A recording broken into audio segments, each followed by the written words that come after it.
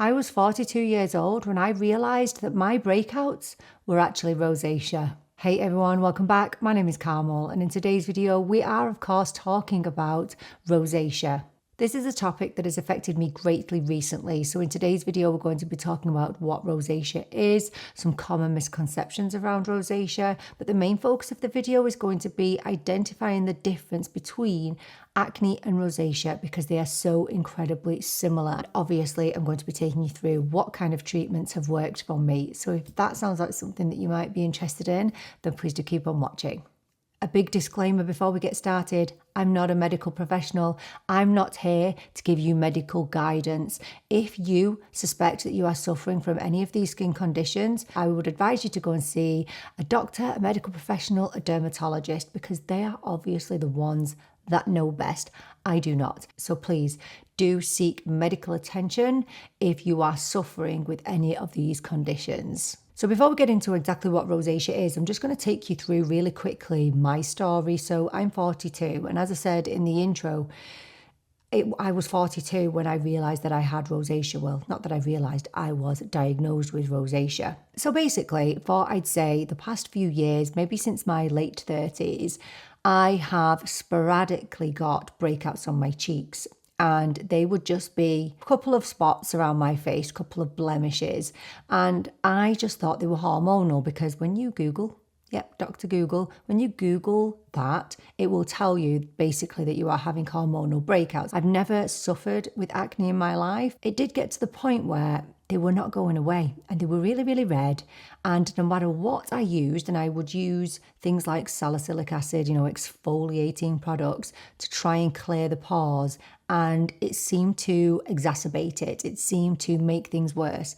And it was only when I saw my dermatologist and I was seeing her for something different, and she said, you do know you've got a little bit of a rosacea outbreak here.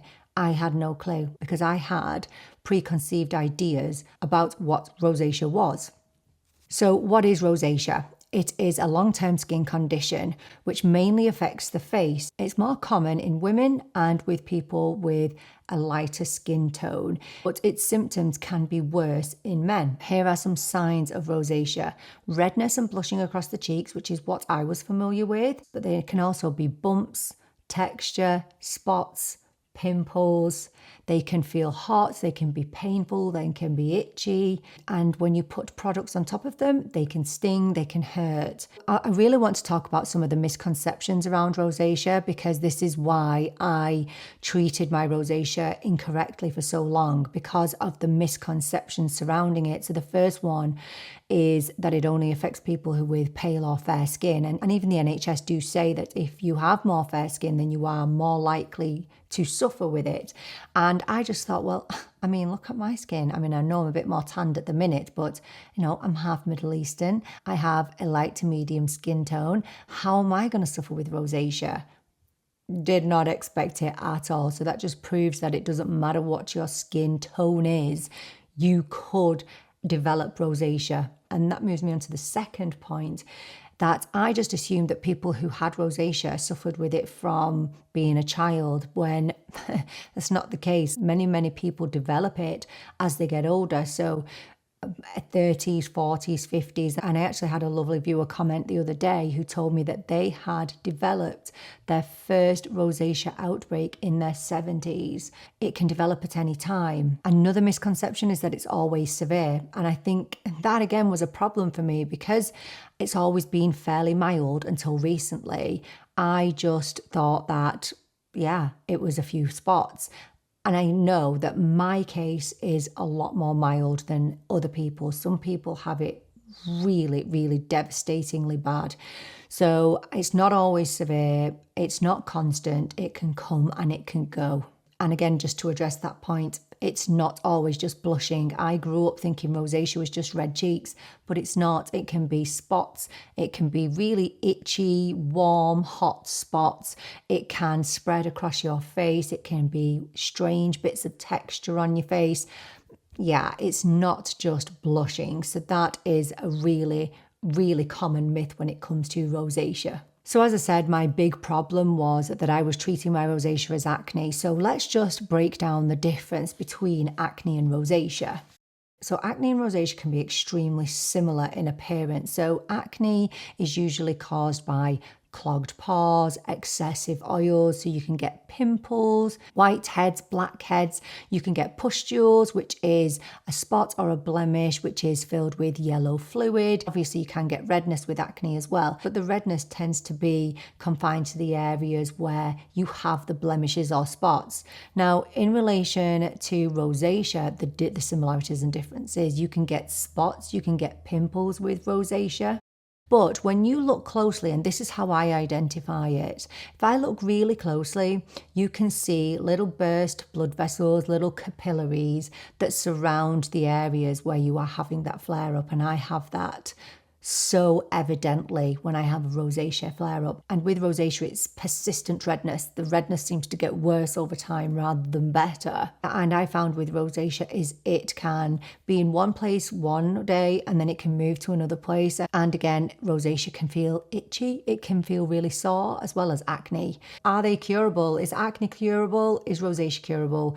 Well, no, neither of them are curable. Rosacea is a lifelong condition. I mean, you can learn to control it, know your triggers. You can use successful treatments, topical treatments, but it's always going to be there. There's no cure for it. And just like there isn't a specific cure for acne, the majority of people do just grow out of it. And it is worth noting that some people suffer with acne and rosacea together. Oh my gosh, I can't even imagine how devastatingly hard that would be. So rosacea does tend to have certain triggers. You know, triggers can be with acne, clogged pores, excessive oils, but with rosacea it can be, well, I'll talk to you about my triggers. My number one trigger is stress. And then my number two trigger would be excessive temperatures. So other triggers can be alcohol, excessive exercise, spicy foods, extreme temperatures, sun exposure. There's an absolute list. And the advice is when you are suffering from a rosacea outbreak, strip everything back. You need to let your skin calm down. So back to the most basic moisturizer and try and avoid alcohol, excessive exercise. Don't worry, I can do that quite gladly. Or hot drinks is another one. So really trying to identify what your trigger is and make those connections will actually be so life-changing moving forward with this. And as for how you treat acne and rosacea, well, obviously they're treated in different ways, both with topical treatments. If you find that you cannot manage those conditions with topical treatments that you can find at the drugstore, then do go and see a GP. And with extreme cases of rosacea that are not improving with topical treatments, then a doctor might prescribe you antibiotics. So I went to a pharmacy in Spain because I knew what ingredients I needed. And then one of the number one ingredients for treating rosacea is azelaic acid. So I think for this next bit, I'm going to take you through how I treated my rosacea this time round in my latest and worst rosacea outbreak that I had in June of this year, which started the day before I went on holiday on vacation. I documented the whole thing, so I'll be sharing exactly what I did to get my skin back to normal again. So I'm going to show you how it started, and I'll put pictures on the screen because I didn't know it was a rosacea outbreak at the beginning because I never learn. So this is how it started. Just a little pimple on the cheek. Excuse my cherry pajamas. And that was the day before I was getting my flight. So I just thought, oh, okay, it'll be fine in a couple of days. But over the course of the days, it gradually got worse and it literally spread across my whole face, both cheeks, spread to my forehead, spread down my chin as well. And yeah, it was a little bit stressful because, as you know, you cannot cover texture with makeup.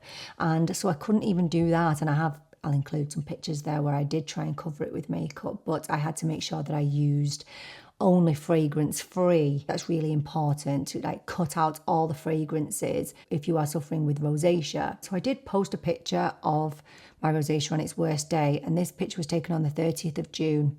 And that's the day that I eventually went down to the pharmacy. So obviously I was in Spain and I knew that I needed azelaic acid. So basically your skin is really inflamed when you're having that rosacea flare up. So azelaic acid helps to treat the inflammation, but it also treats the bacteria that is found on the surface of the skin. So the one that I use at home is this one by The Ordinary, azelaic acid 10%.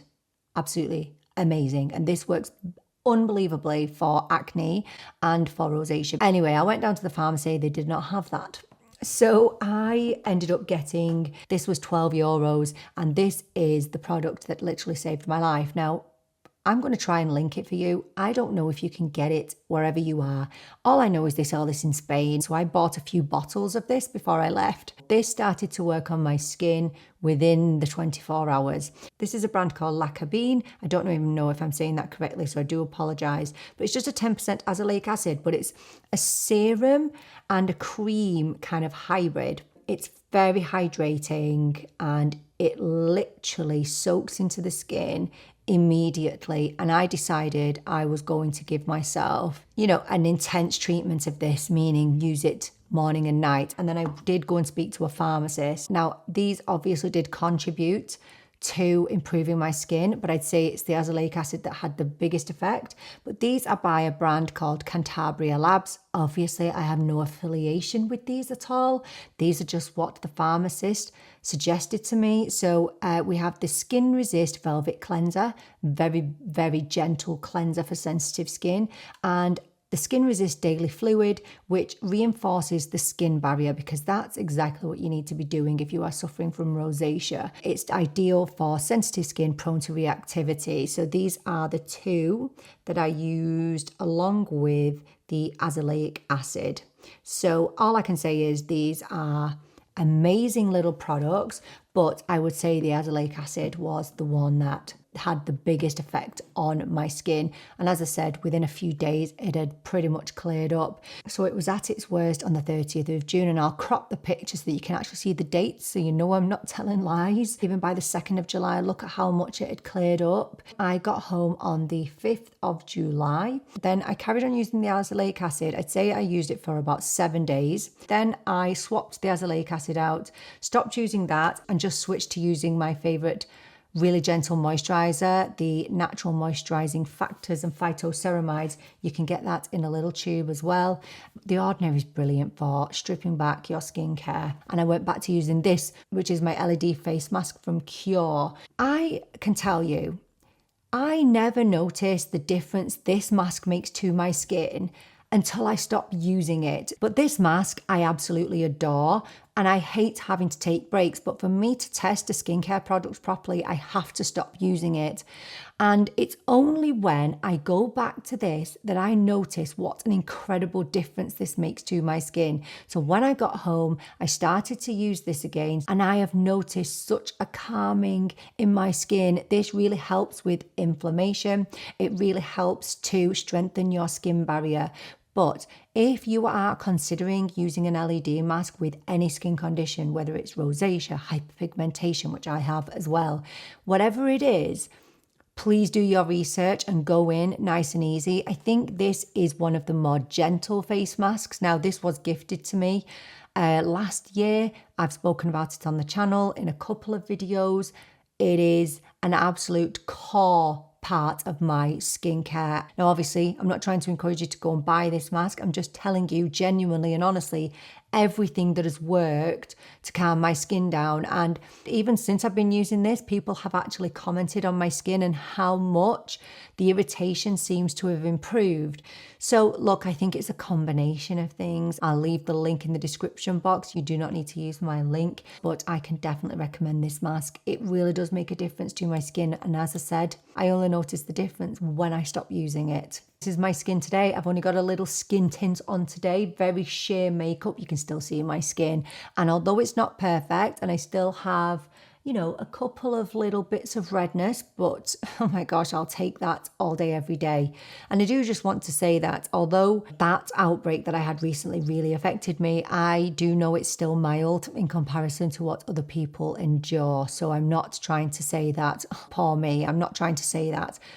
all I want to do with this video is to kind of raise awareness, and if I can help one person treat their rosacea as rosacea and not as acne, then this will have been worth it. It really will. And the products, I mean, I really hope that I can find the products online there for you that worked for me, but I think with the azelaic acid, any azelaic acid will do. So do let me know down in the comments if anything does work specifically for you and your rosacea. Someone did comment the other day and told me that water, they never wash their face now in normal tap water because that's their trigger. So they use filtered water only on their face, and they haven't had a breakout for 10 years because of that. It's amazing, isn't it? And again, remember, I'm not a medical professional. I'm not an expert. Go and speak to somebody who is, if you are worried, dermatologist, a doctor, they know best. Thank you so much for joining me for this video. I so appreciate you being here with me. I'm really looking forward to seeing you in the next video. But until then, take care and bye for now.